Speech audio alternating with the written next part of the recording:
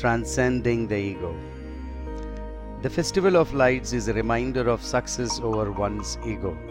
Transcending the ego is nothing but conquering all the limitations. The ego is a tricky thing. It drives us to do impressive things but makes us miserable in the process. Many of the most successful people have the biggest egos, and most of them are also unhappy. This is because the ego is never satisfied.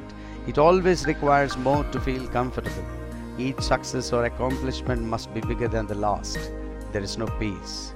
Thinking that the fire of this ego can be put off by fulfilling its desires is similar to thinking that fire can well be put off by using petrol. Avoid taking anything personally.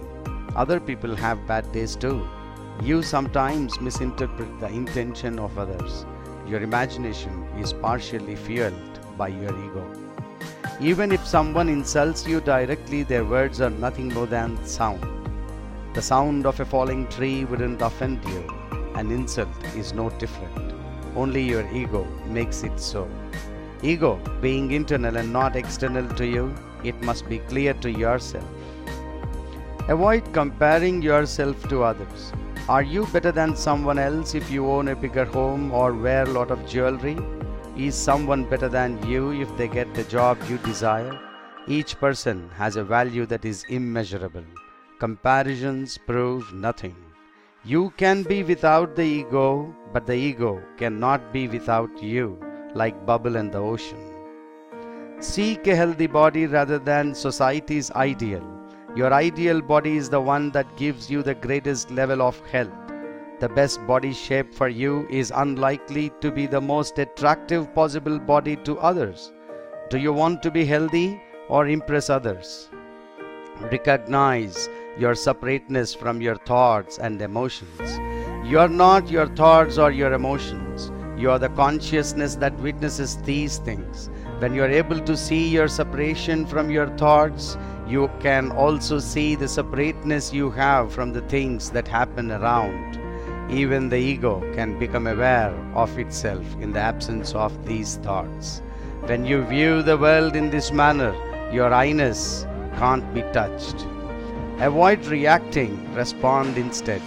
The ego attempts to influence you to act quickly and without contemplation. The longer you wait to respond to your negative feelings, the more likely you are to avoid the ego.